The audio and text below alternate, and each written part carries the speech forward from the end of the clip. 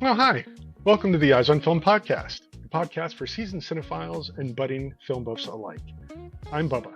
I'm Bella. We are lifelong movie lovers, so we thought we'd share some of our wisdom and insanity with all of you. So grab a cozy blanket, a snack, a furry friend, whatever makes you happy, get comfy, and enjoy the show. Excellent. Nice to see you. How are you? Nice to see you too. I'm doing good. How are you? I'm doing great. I'm having so much fun doing this. Me too. Yeah, So this fun. is So awesome. fun. Yeah. So what are we doing now? Something new? We are introducing a new segment to this podcast. It's gonna focus predominantly on genre. Excellent. We have a lot of talks, you and I, about genre, how they're defined, what movies fit into which genres. So we thought we'd bring that discussion here with you guys because we're curious about your thoughts as well. I personally think this is a great idea. I think this is something not really many people talk about, and I think it's something that probably should be talked about more. And genre isn't just a short list of a couple terms. It gets very big and there's subgenres and all kinds of stuff. So we're not going to cover everything today. This is going to be like installments Yeah, of it's stuff. an And we're going ongoing to talk about, segment. yeah. It's not just going to be a one-time thing, or it's not just a list of definitions. There's a lot more to it. But so what are we going to go over today? So today, since it's the first video in this segment, we're going to go over the three kind of basic genres that come to mind when I think about genre, at least. The first three. Yeah. These genres appear in almost every movie. Okay. I feel like there's elements of these, at least one of these, in almost any movie. Okay. Yeah, but it's three as opposed to this doesn't cover everything. There's a lot of subgenres within these genres, so we wanted to give Okay. more basic definitions and discussions, and then get into more detail as we go on and see what you guys are more interested in and what we're more interested in. So this is just kind of a basic, simple introductory kind of Okay. thing. Awesome. Yeah, yeah. So we're gonna do horror, comedy, and sci-fi. Oh, some of my favorites. Yeah. So which one do you want to start with? I think we should start with horror. Horror? All right. Sure. Yeah. Horror, it's a generally scary genre. Yeah. I'm just looking at my notes here. If you see me looking Yeah. to the side, Yeah. it's just my notes. Because there's nothing in my brain ever. Smooth brain.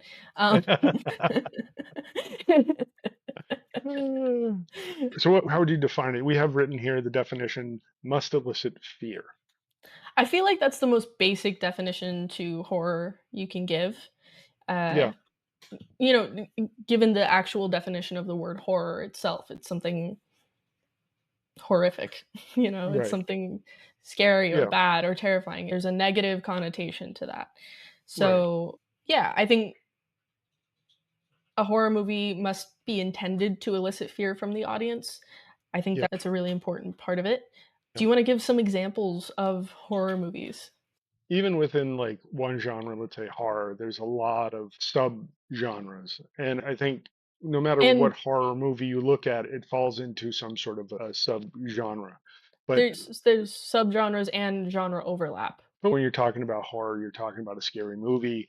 The one that always hits the top of all of our lists is The Shining, which we do a deep dive, and I'll put a link up here where we really talk in depth about that. Psycho, which is another one we've done a deep dive on. We'll put a link somewhere up here. Texas Chainsaw Massacre, which is, kind of like I The don't know, a slasher. slasher thing. Yeah, it's slasher. Mhm. The Exorcist, supernatural horror. Get Out, psychological horror, The Thing, creature horror. That there are all And these things. yeah, and arguably sci-fi, Yeah, as well sci-fi, and as then that. Get Out, which is Yeah, really interesting. yeah. So all of those things have subgenres, or as you said, crossovers, which I think is an excellent point. But yeah, it's something that's meant to scare you. And just because something scary is happening doesn't necessarily mean it's a horror movie. It's just if somebody's about to fall off a cliff or whatever, and that's scary, that doesn't mean it's necessarily horror. Horror is usually people put in against a terrifying opposing force. Exactly. I think a horror movie has to have scary themes. It can't Yeah, just have a scary moment. There has to be an yeah, throughout the movie, there has to be something scary that's going on. Like you said, like a yeah. really scary opposing force. Not just somebody chasing somebody down the street with a gun. While that is very scary, But that it could be in doesn't an make it action movie. right. Exactly. Yeah. I mean, there, part of, I think the horror genre also focuses on something that's completely out of your control. It's something that you wouldn't normally be able to deal with, like, you know, giant monsters. Those are like horror things. It's not something that you would ever really come across, you know, on an everyday kind of thing. So, I think there are horror movies where it's something that could occur. yeah, I'm not saying, yeah, it can occur, but it's not something it's something very unusual that would happen out of the ordinary. I'll give you guys a little bit of the history of the horror genre, specifically in film, Yeah. and Oh, then that'd be great. yeah, and then you and I can maybe talk a little bit about elements that are important to us that really make a horror movie. Sure. So, in early cinema, the horror genre was, at least in Hollywood, I have not studied a whole lot about international cinema and how that worked that much. So Yeah. I'm going based on American film culture and Hollywood. Yeah. But if any of you guys have any interesting uh, things to tell us about genre in other places, I would be more than happy to hear it. If you Oh, have that'd any, be, yeah. yeah, that'd be. We're always looking to learn more about movies and just learn more in general. Yeah. Please let us know, and then maybe we can do our own research and make a video about it. Yeah. Anyway, so None of anyway, this so is definitive. This is how we consider this stuff, and we're open to changing and learning. So, yeah, this is not a definitive list, but this is how we sort of equate this stuff. So, exactly, and neither of us claim to be experts. We do claim to be cinephiles because we are, yeah, but the we film are buffs. absolutely.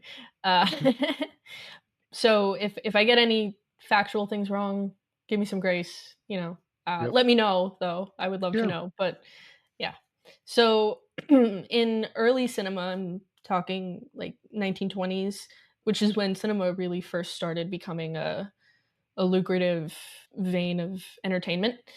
Yep. There was this thing called the Hays Code. I talk about this a little bit in the Psycho deep dive, but Hmm. I wanted to talk about it a teeny tiny bit more in this because it really shaped a lot of Hollywood cinema and cinema overall.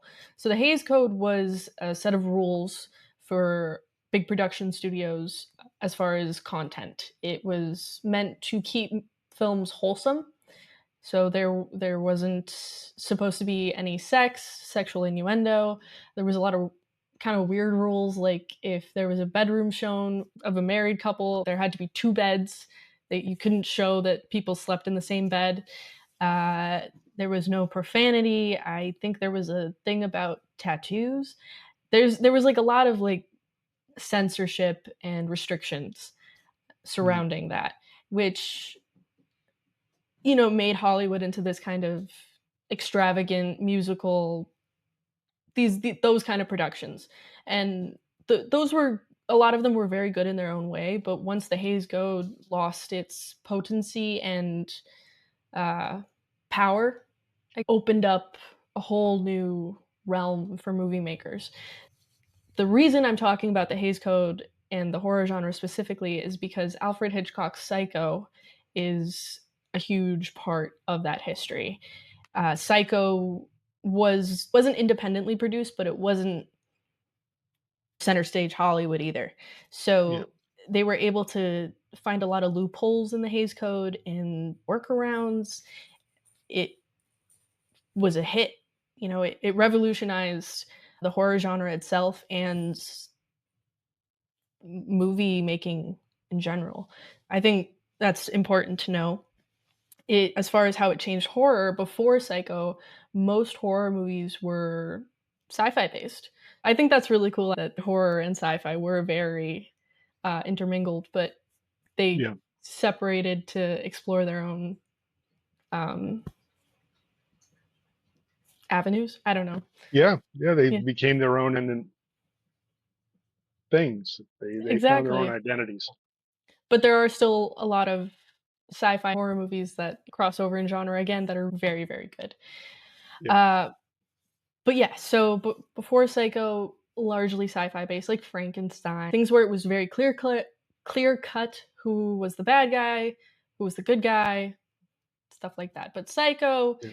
brought psychological horror to the table, which creates this kind of gray area because, if someone is psychologically impaired or has a mental illness, are they really the bad guy? Are they Yeah. not? It brings ambiguity into horror, which is really, really effective if it's used in the right way. Yeah. Um, yeah. That ambiguity really changed the way horror was made since it changed, and it gave the opportunity for making films that were so much better. Yes. Yeah, Yes. I'm a huge fan of old school monster sci-fi, and like Godzilla and ridiculous monsters and like all that stuff. Frankenstein. I love all that stuff. I give all of it its due. But when you get into like almost, and we're talking approaching like art films and really having artistic vision and really having a vision for storytelling and storytelling that's well rounded. Psycho really was the gateway drug for that, I guess. Once Psycho was able to do that, I think that really just opened up a lot of doors for a lot of directors. I agree 100%. Also, Yeah. I just want to say Psycho wasn't the first movie to break Hays Code rules, but it was one of the most impactful movies. There was a lot of things that happened that just happened in the right way that created this great thing for everyone. I Yeah. think that kind of censorship is scary for me, and I appreciate that we now have room for seeing nuance and morally gray characters and that kind of ambiguity. So because Yeah.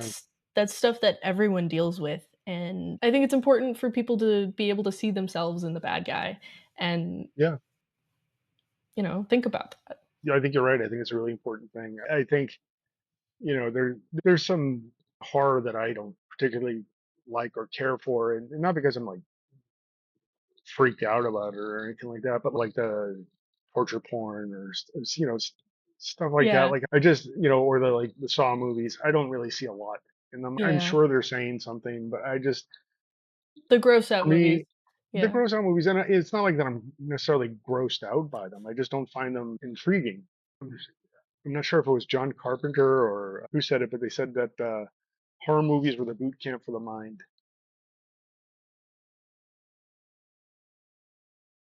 That's and which is just I'll give actual credit to it, but um, where I think they're saying that is that horror is putting you into these experiences that you would not necessarily or hopefully would never get into, but put you in the mindset of, well, what would I do if I were in that situation? How would I react? And kind of facing your fears with really no consequence other than watching the movie. But you know, mom always says, "Close the door." Why do they never close the door? So which is like a brilliant thing. So it gives you something to think about. Like, you know what? If I'm being chased by something, maybe close the door behind me so they can't get through. That kind of thing. And I think that's a really brilliant quote. Boot camp for the mind. So I think that's why horror is so intriguing for people and why so many people do love the horror genre. And prepping your brain for, well, what if? yeah. And so I think that's one of the things that makes horror great. I agree. I've been thinking about this a little bit. I was thinking Mm. about horror and its popularity, and I think that's a huge, huge part of it. But I think there's also something about like morbid fascination and morbid curiosity. Yeah. I feel that there's a lot of shame in general if you think about something that's not right or good. If Mhm. you wonder about things that aren't necessarily moral to most people. Yeah. And I think horror is a way for people to explore those curiosities and think about things without the kind of backlash you would get if you would just talk about stuff. Yeah, no, no, 100%. And I think that that's a really interesting point, and I think it's a very valid point. I mean, listen, there are the people who write these stories, right? There are people who come up with these crazy ideas and these horrifying things, and it doesn't necessarily mean they're bad people. They have an active imagination, and they are comfortable enough to write these out or make these movies and have these thoughts and know that they're not bad people. They have very active imaginations. And I don't think there's anything wrong with that. And I think if you can kind of think about that stuff by proxy, Yeah. again, just don't act on it. You know what I mean? It's Yeah, like, and there's a huge difference between being curious about serial killers and yeah, being a serial a killer. serial killer. There's a huge difference. Right, so Yeah. there's this story that comes to mind that you told me. You said you were in, like, middle school or something, and you had wanted to write a paper about cults, and your teacher Yes. came up to you and was like, "Why do you know so much and think about cults so much?" Yeah. And They were I a little worried about me. yeah, I feel like that kinda thing is what I'm saying. You were fascinated by cults and cult leaders because it's awful and you wanna understand how it happens because it's awful. That's So exactly why I was interested. I mean, when I was growing up, to be honest, there was a lot of talk about cults in the news and stuff like that, and I could never in the understand. 1800s? Yes, yes, uh, yeah, before talkies. When everything was in black and white. Yes, I would take our covered wagon into town.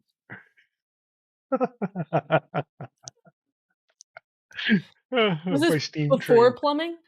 Yeah, plumbing. All that Huh? new stuff. And yeah, so there was a lot of talk about like cults and stuff in the news, and this was the 80s and the late 70s and 1980s. late 70s. And so it was being covered a lot, and I was like, wow, what is going on with this? And so I was doing a lot of like, why on earth would people join a cult? And so it was just like this. I don't know if it was a morbid curiosity, but it was a yeah, I guess it was a morbid curiosity, but it was just I was like, I just don't understand it. Like it never made sense to me. And so I found them to just be an interesting subject to learn about. And I didn't want to join a cult to, to figure it out either. So yeah, so no cults for me. But yeah, I do have a fascination with the cult leaders, the people who follow them, and I think it's a very interesting subject. So, again, I think horror movies bring you into that where, there's stuff you don't understand. It's a whole another world for you to think about that you maybe have no idea about. Yeah, and fear is a huge part of who we are, it's a really base instinct, and exploiting that for money is great, and Yes, indeed.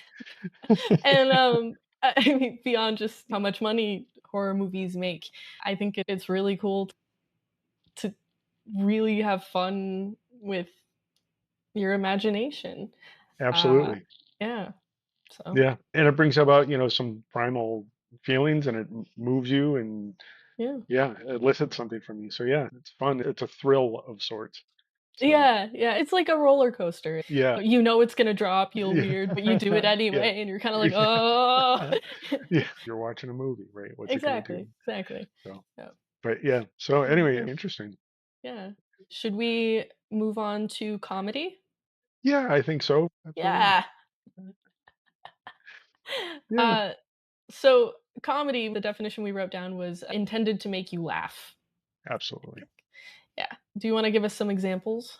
So some of my favorites, and you put some of them down, is Anchorman, which hilarious. Like pretty much anything. Most of Will Ferrell's movies, like Talladega Nights, Yeah. fantastic comedy. Borat, you put down Friday. One of our favorite series, What We Do in the Shadows, which is also a movie, Yeah. but we love What We Do in the Shadows. Thus, the cat's My name, my yeah, my cat's name is Laszlo. Laszlo. So fantastic movie, fantastic series. Highly recommend that. Let's see, The Menu. It's I think it's a black comedy. Oh, okay, yep. Yeah. Poor Things. I haven't seen that. Yeah, you What have. I have? Willem Dafoe and Emma Stone. Oh, yes. Yeah. Okay, yes, I have Yeah. seen that. Yep. City Lights, which is Charlie Chaplin. Correct. When you get into comedy, almost every single comedy movie will fall into a subgenre of comedy. So there's like Exactly. slapstick comedy where you talk about the Three Stooges. There's black comedies, which are some of my favorite type of movies. It's almost ironic comedy where it's not really supposed to be funny, but it's funny, or dark humor kind of stuff. I love that very much. And then Anchorman and that kind of stuff are just they're just silly Silly movies and goofy. stuff like Yeah. that. Comedy as a genre, I think, is so important. Just because movies in general are, obviously a form of escapism. And, sometimes you just want something to make you laugh. So you just want to feel good. You want to maybe see, you know, something funny at somebody else's expense Yeah. or whatever it is. or, or your own life, things may not be going great. Sometimes you want to see something funny going on. Exactly. Isabella just looks at me and laughs and feels better about her own life. Yeah. That's at least I'm not that guy. At least I'm not him, right? So yeah, comedy is such an important genre, and I think it's something that no matter what, I mean, I'm not going to generally sit down and watch a comedy, but that's just me. A lot of people just that's all they love to watch is comedies, and that's fine. Sometimes a movie that's not trying to be a comedy is also a comedy. Sometimes if a movie is made very bad, they don't know it takes itself too seriously or whatever, and sometimes you can look at a movie and see it as a comedy, and Exactly. it might not actually be intended to be that way, but A lot of B movies and that kind of thing. It yeah, yeah. yeah. But yeah, so I think you're right. I think having something to laugh at, whether or not it's, you know, just objectively funny or horribly offensive. I I was just thinking about Team America? yes! Yes. How did I Yeah. read your mind? Y Yeah. you So if it is an absolutely hilarious movie that is intended to offend everybody, yeah. is Team America. And it's just an incredibly funny movie. If you take anything seriously, you'll probably dislike this movie at some. Yeah, if you're easily offended, and it's okay if you are, no one's Yeah. shaming you for it, but if you are Yeah. easily offended, I probably wouldn't recommend watching it. But No. if you have a deeply disturbing sense of humor like we do, Yeah. I would check it out. Yeah, and you're not as easily offended, and you can understand anything and everything being made fun of, and able to see the humor on most sides of things. I think you'll appreciate Team America. Very, very funny, thoughtful, creative movie by the guys who make South Park. So if you can handle South Park, I don't know. Team America's a worse. Team little America's bit definitely worse. worse. Yeah, yeah. Oh my It's god. yeah, completely unrated like version of South Park. Like And it's puppets, yeah, like marionettes. marionettes. It's so funny. Wow.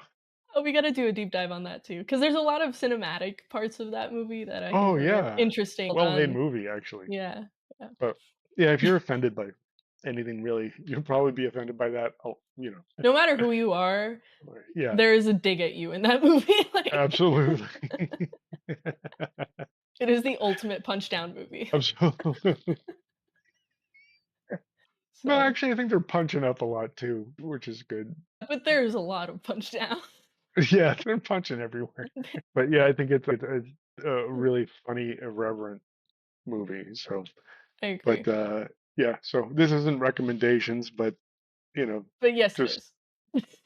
well, but Yeah. this isn't a recommendations episode. Oh, We're doing like yeah. a top five. Oh, Or, no, no, no, yeah. yeah, if you're not easily offended at all, watch Team America. And I'll um, give you a super, super short kinda introductory history of comedy in cinema.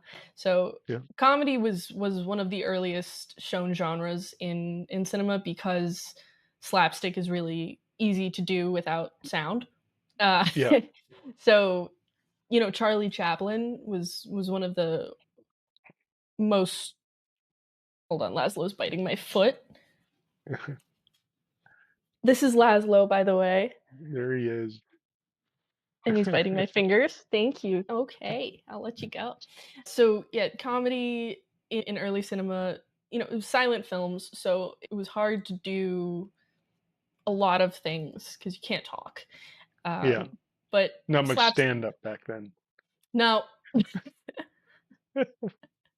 but slapstick, it's a lot of physical humor. It's a lot of Yeah, you know pants ripping, yeah, falling through holes, things like yeah, that. So, and it was fun to do, and people enjoyed yeah, going for the fun of it.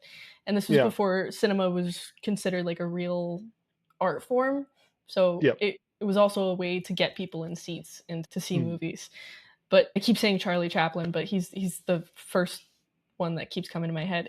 I guess he's the most yeah, famous from yeah. that And there, there's era. Buster Keaton and Yes, yes, thank you. yeah, and then you had Laurel and Hardy, and Yeah, you know, yeah. and then So later the Three Stooges, who encapsulated the slapstick. all of that, yeah. Yeah, So and then after the Hays Code kind of again was out of we're on became its less way out. relevant. Yeah. Yeah, That opened up the door for more dark humor, black comedies, irreverent kind of things, more nuanced yeah, comedy. right. So, Cool. yeah. Everybody loves comedy. Exactly. That I Yeah, feel like that's the one genre everyone can agree on or find a movie that they like, which is cool, and we love to laugh. So, yeah, it's obviously. it's a very appreciated genre for really valid reasons. I think Yeah, it's also one of the hardest genres to get right a lot because of it's bad comedy out there too, so much bad comedy. Hard and a to lot of make people comedy doesn't age well either. very badly. Some of it just doesn't hold up over time. Does not go well. But Yeah, but yeah, so it's making people laugh is a really difficult thing. yeah. I'm Bubba's really the only one who laughs at my jokes, so that's cool. I appreciate you for that. I'm laughing at you, Isabella. Don't I worry. know, not with me, never with me. I'm not with you. Schadenfreude, right? Uh, the Yeah, so Germans, they're the ones who come up with a term for laughing at other people's misfortune, which is Schadenfreude.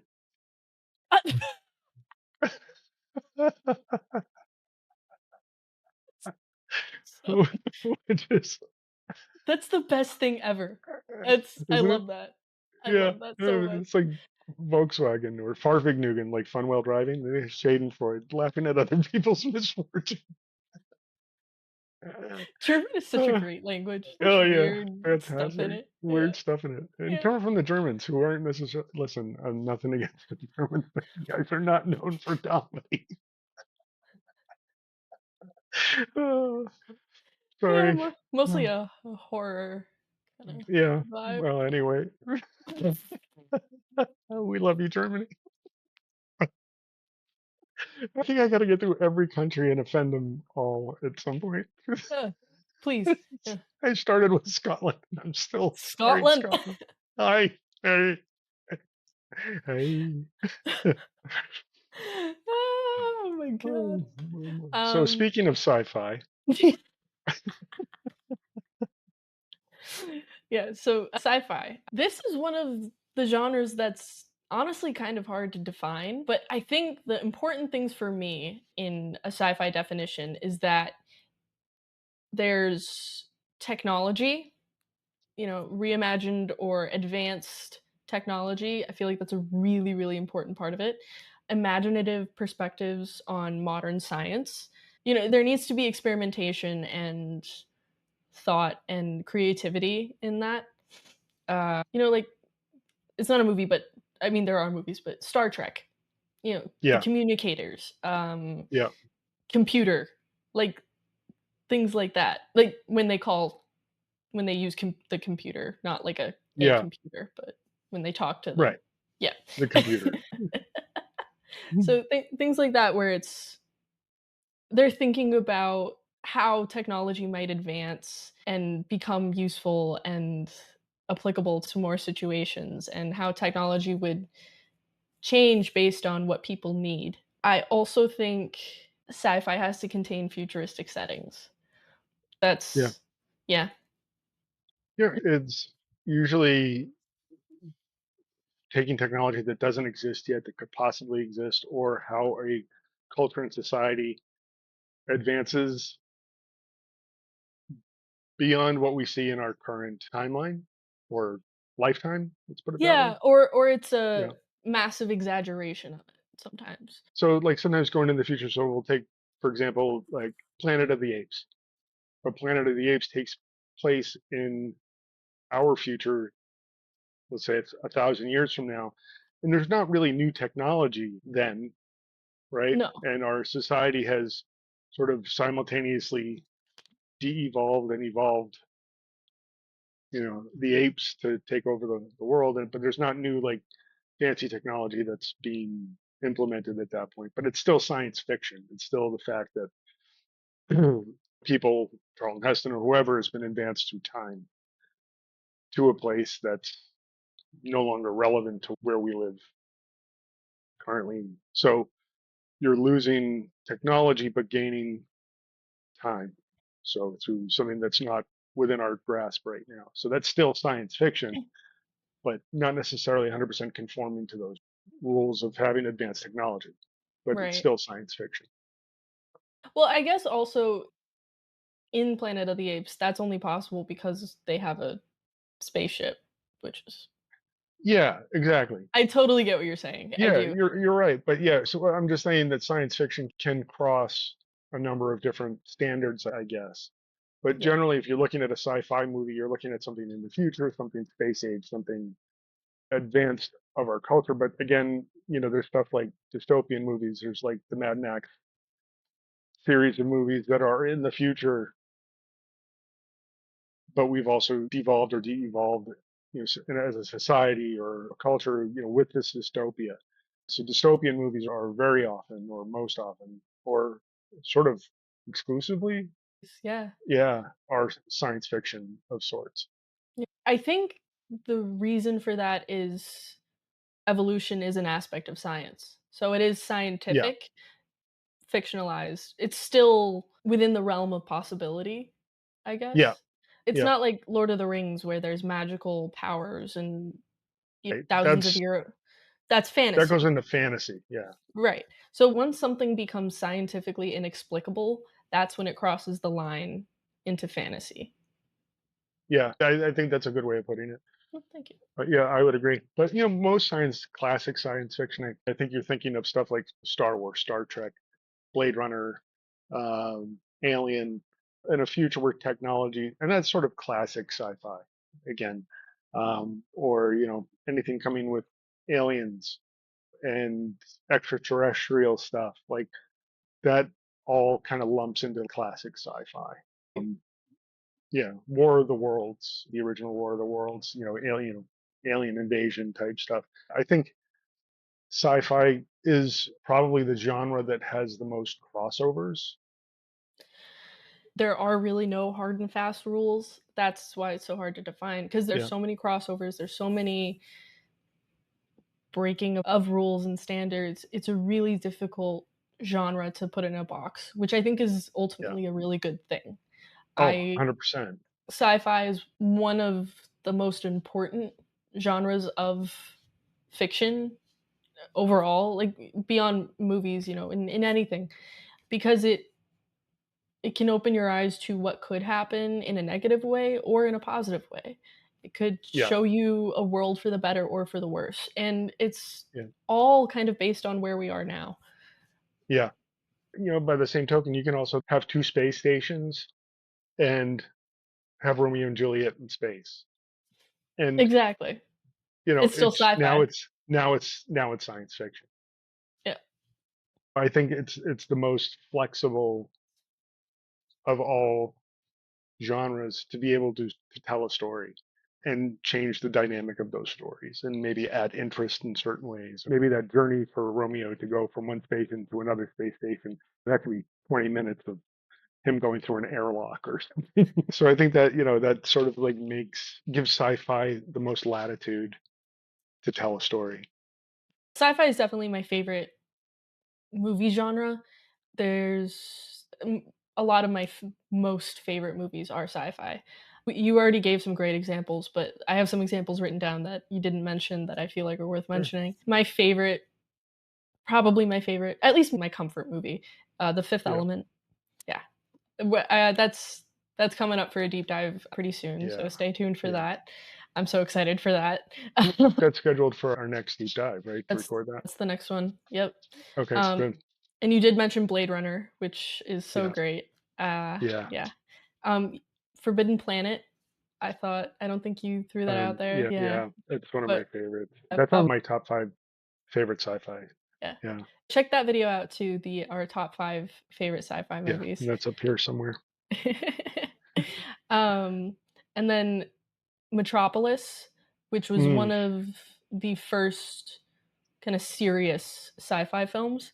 yeah. Um, I still have to watch it actually. Uh, Oh I yeah. I learned a ton about it, but I have Yeah. to watch it. Yeah, And we should see then if we can watch that together. yeah, definitely. Yeah, well, I like, would love that. yeah, Isabella and I are not in the same states, so thousands of miles away. But which is why we really like doing these podcasts, because it gives us an opportunity to get together and I get to see your smiling face. But Yeah. um, yeah, but we try to watch movies together, or and always, yeah, there we go, I got it. Yeah, you got it. No. Yeah, we like to get together and watch a movie together sometimes. So, but yeah, we should do that with Metropolis. That'd be fun. Totally. Yeah. Yeah. Yeah. The Dune franchise. Yes. Yeah. Yeah. The reason I wanted to mention that one specifically is because there are no computers in Dune. Um, Which is really interesting. yeah, and it's a result of an AI war that happened thousands of years before the story of Dune takes place. Yeah. That could If be now. Yeah, honestly, Yeah. if anyone wants me to talk about Dune, okay. We can do actually. We're working on getting our Patreon set up, and that might be something where we do like a chat with people or something Yeah. like that. We can maybe come up with something Yeah, that'd be to do that, awesome. Yeah, like an open let chat us type. know if you guys are interested in that because Yeah, yeah. but yeah, there's a few movies of Dune. I really, really, really recommend watching the 1984 Dune by made by David Lynch. The new Dune movies are fantastic. I really love them. I've read the books. I'm a huge fan. But just to kind of get a feel for what sci-fi looks like when you don't really have a good idea of what technology would act or be like, watch the David Lynch one because it's Yeah. really really creative and inventive, and there's just a it's just a really creative movie.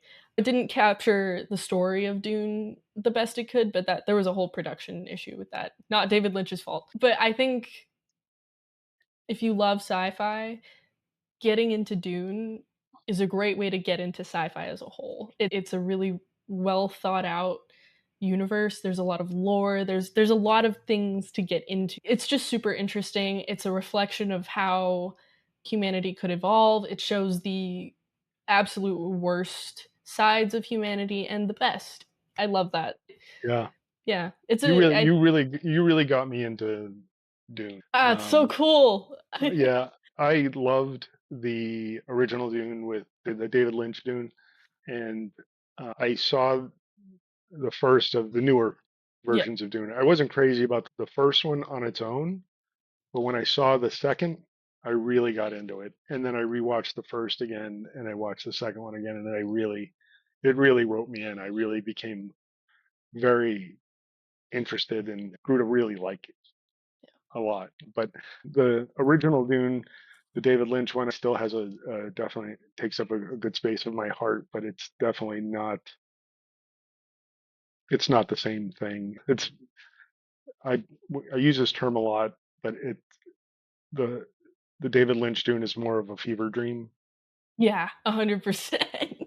Yeah, which I really do like. I like fever dream type movies, like where they're just kind of like exploring all kinds of weird stuff, and you're just kind of like, I don't know. I kind of like that being transported into this like crazy dream world. But the I newer think it's Dune movies, Dennis Villeneuve. Villeneuve, I yeah, think I'm not sure if that's how you pronounce his yeah, name, but yeah. yeah, Oh, I really do like those movies a lot. But I wanted to thank you for igniting my yeah, of course. interest even more. So, So yeah, it's anyway. This is not a deep dive on Dune, but yeah, the reason I mentioned David Lynch's version is, like you said, it's a fever dream, and I think it really sparks imagination, and yeah, is very pure in the sense of sci-fi. It's weird, it's out there. A lot of it doesn't make sense, but it's yeah, imaginative, and yeah, that's the core of sci-fi for me is curiosity and forethinking and imagination. So yeah, that's why I bring it up. I think yeah, it's a really good way to get your juices flowing and to appreciate yeah. sci-fi for all its inaccuracies. I have to admit, the thing that really sparked my interest in sci-fi when I was young was Star Trek, and Oh, I yeah, me and too. and Yeah. for me, I felt there's always this part of sci-fi that has this feeling of optimism. You know, even if it's a dystopia or whatever, there's just because most dystopias they're working towards bettering that world in whatever respect.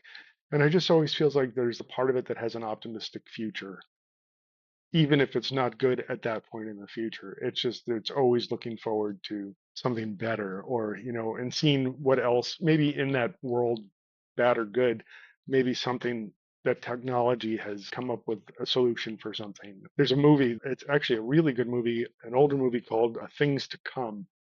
I think it's H.G. Wells, Oh, wow. but yeah, and it's like this whole long story of evolution and and the future and what the future holds and all kinds of stuff. And it's pretty impressive movie. I'll see if I can put a link to it. I think Yeah. it's actually on YouTube. But yeah, Great. but it does some stuff that's like really there's some sort of like prophecy in it a little bit that like some of it resonates and whatever. But it's a really good movie. Things to Come is what it's called. Okay. Yeah, I'll definitely check So it out. Oh, and yeah, I can't believe we didn't mention it yet, but 2001: A Space Odyssey, yeah, that's gotta watch that quintessential for sci-fi. sci-fi. Yeah, it's Yeah, a it really important movie for sci-fi. Yeah, if you want to Yeah, just pick a movie that is classically sci-fi, that's the 2001. one. Yep, 2001: A Space Odyssey. Yeah, yep. Stanley Kubrick, our favorite director, I think. But Yeah, he's up there. I go back and forth. It's hard. He's one of my favorite directors. Yeah. yeah. Why are you cringing? No, I'm trying to figure out who else would be your other favorite directors. I love Guillermo del Toro. Yeah, he's a You know pretty I good love Guillermo director. del Toro. Yeah, he's great. Yeah. There's a lot of movies that I love that are by directors. I've never watched another one of their movies. So Mm, it's hard for me to pick a one. single. Yeah. Yeah. Yeah, Yeah. not for me. I would have to pick Stanley Kubrick. Stanley Look, Kubrick. He's definitely my favorite. if someone asked me on the spot who my favorite director was, I would say Stanley Kubrick.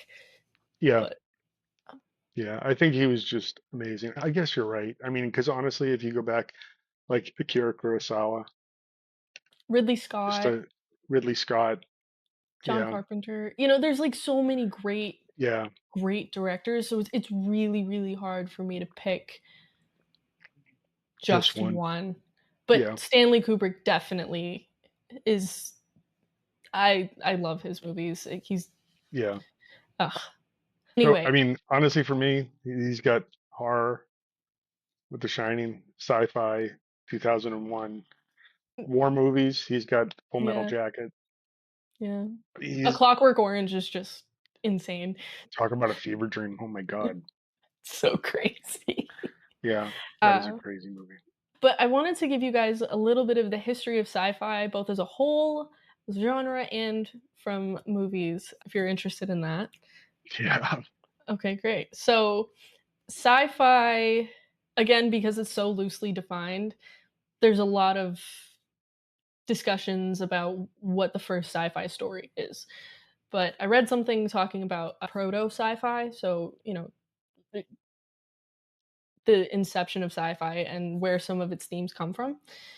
So one of the stories that's considered to be like the earliest form of kind of sci-fi like elements was the Epic of Gilgamesh, which I read part of because I wrote my roommate's final paper on it for her class. Um, yeah. So I haven't read the whole thing, but what I did read, it was really interesting. It's Gilgamesh is this demigod, I believe, and he goes on a whole bunch of adventures. But they call it a sci-fi because it moves through so much time and there's a lot of thought and interaction with inexplicable forces and deities and that kind of thing. So as far as proto sci-fi and like sci-fi themes where you're exploring things that are so big you don't understand, yeah, sure. I don't fully agree with that, but I can appreciate where that thought is coming from. And then moving forward in time, so Gilgamesh was thousands of years ago, but moving forward in time quite a bit, Shakespeare actually, The Tempest, which I have not read or seen, but I do know the basic kind of premise. There is one of the first examples of like a mad scientist, Mhm. which is kind of cool. So not a sci-fi story, but that kind of trope. Okay. It's where a lot of people have found like the original kind of thing. Shakespeare is he was a cool dude. He did a lot of good Yeah. stuff. Very influential in most forms of art. So, Not really yeah. known as a sci-fi writer, but Nope, not at all. But I think it is cool that even in just that part, there's some history of it. I think yeah, that's no, that's great. yeah. And then the first really agreed on, like everyone is like, yeah, this is sci-fi, is Mary Shelley's Frankenstein, Yeah. published in 1818. Mary Shelley, if you ever look into her life, it's crazy. She was a really interesting and somewhat deranged person, but so yeah, Frankenstein. Which if you guys don't know the story of Frankenstein, I'm surprised, but welcome. So that was 1818, and then after that, sci-fi kind of exploded. So in in the mid to late 1800s, so 30 to 70 years after Frankenstein, H.G. Wells and Jules Verne really grew in popularity. So Yeah, they're most of like the classic sci-fi stories we think of are from them. War of the Worlds, yeah, 20,000 Leagues Under the Sea. yeah. Leagues Under the Sea. How many? It's I don't just know. a few leagues. How many It's just leagues? a few leagues. Yeah, there were a few. Journey to the Center of the Earth, like all of that. Yeah, Yeah, those are all yeah, fun movies too, by the exactly. So way. that that kind of sci-fi, when you were saying earlier, like classic sci-fi, that's where that comes from. Yeah, And then there was kind of a change in sci-fi after that, like a more of a negative outlook as technology advanced and people became more wary of it. And that's where we get people like Franz Kafka. yeah. And I'm pretty sure he wrote Metamorphosis, right? I believe so. I think that was him. Let's fact check that. But Metamorphosis inspired The Fly, the movie The Fly. So Yeah, I really hope that's Franz Kafka. we'll check. Yeah, Well, I I'm can sorry. always edit that out. Oh, true. Yeah, So Franz Kafka is like a really weird imaginative writer. yeah, His sci-fi isn't exactly classic, but it's there. The elements of it are definitely there. Very depressing stuff. Really interesting, worth checking yeah, out. Don't read it if you're sad um, yeah. or feeling insecure. or Yeah. really any negative emotion. Yeah. And then Isaac Asimov is a Yeah. really, really important figure in sci-fi. Yeah. One of my classes, we talked about him a lot, and his yeah, he's just got a lot of knowledge, and um, it's his thing. It's like that is his whole purpose is Yeah. sci-fi. Just a quick Please. side quest. Kubrick was going to make the movie AI, which is an Isaac Asimov story, Oh. and he passed it off to Steven Spielberg. And Steven Spielberg made AI with quote unquote Kubrick's, Wow. blessing. But yeah, Wow. it was supposed to be a Kubrick movie. And you also mentioned Frankenstein, and I will also say that there is a Frankenstein movie coming out directed by Guillermo del Toro. That's right. I'm so excited for that. Yeah, glad I um, was here. Thank you. Yeah. And then moving forward even a little bit more, Frank Herbert, who wrote Dune. Yeah. Yeah, so that was the 1960s, I think, something like that. Geez, I don't know. No, I'm not. no, it's fine. You don't need to Yeah. speak. Yeah. Okay. And then also, you might know a little bit more about this than me, but uh, pulp magazines were so important for like the kind of evolution of sci-fi because that's where most people published science fiction stories were in. Yeah, there was a Yeah, lot of like sci-fi in the old pulp magazines yeah, in the 50s, and yeah, yeah, that was huge. And then the whole UFO craze came out, with you know Roswell and all that stuff, and then sci-fi just took off. Like yeah, it became huge. 50s, 60s, the 60s. We had the space race to the moon, and so there was just tons of sci-fi that came out after that. Some good, a lot of really bad stuff, but fun. Like I really love them. there's a movie I want to mention for people to watch, The Brain That Wouldn't Die. Yeah, The Brain That Wouldn't Die, 1962, It's crazy, it's crazy horror movie. yeah, but it is Uh, sci-fi as well.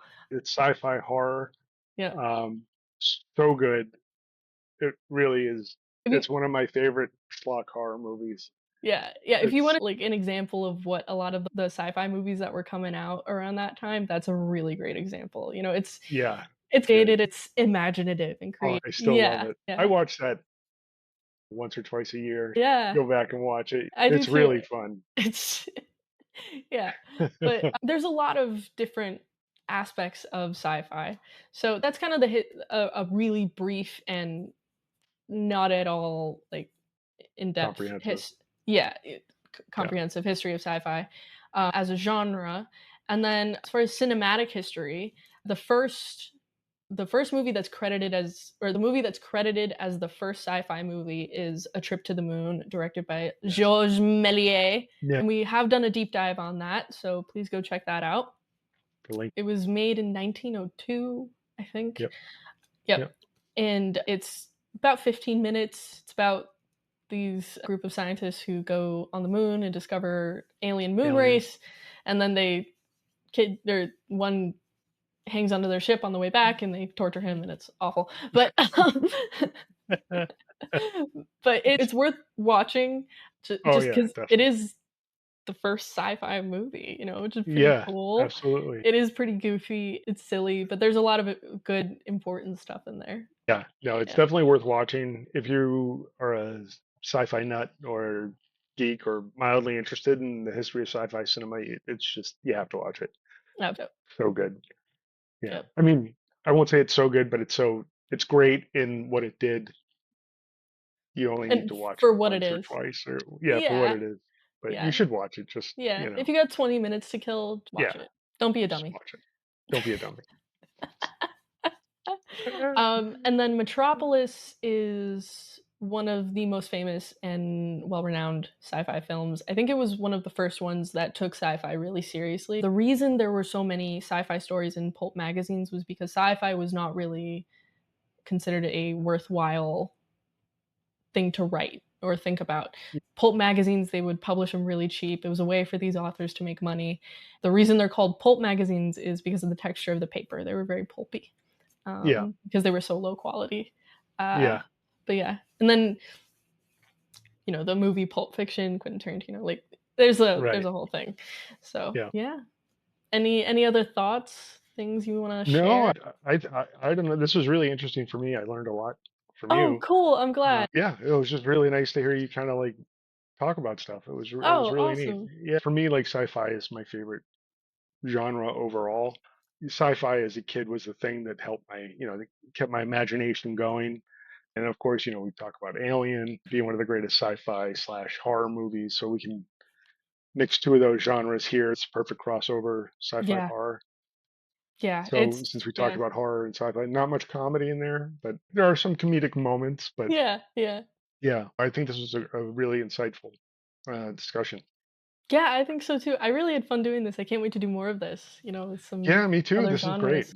Yeah, a little more free I like form, it's Yeah, yeah. yeah. So Mm, we hope you guys like this. If you do, let us know. If you don't, let us know. We're gonna have different playlists for different kinds of things. So if yeah. you So like it, great. You can watch it. if you only wanna watch deep dives, do that. Whatever, Absolutely. take your pick of what you like. Yeah. Yeah, exactly. Isabel, thank you so much. I had a blast. This was fun. Thank you. Awesome. Cool. If you like this and you like what we're doing, please like, subscribe, hit the alert button, ding, ding, ding, whatever that is. And yeah, tell us what you like, we don't like, and we want to have discussions. So as we always say at the end, no matter what, if it's dark outside or you're having a bad day and things are dark, come in here and it's light inside. We try to keep this up, fun and light, and to enjoy yourself and have a good time. So Yeah. we really appreciate all your help from if there's anybody watching. Besides mom. Hi, mom. Besides Mom. And then the dogs. Harley doesn't watch it. Harley doesn't watch. She just wants me to be a seat. So, but anyway, this was really fun, guys. Thanks again. Thanks so much. All Bye. right, bye.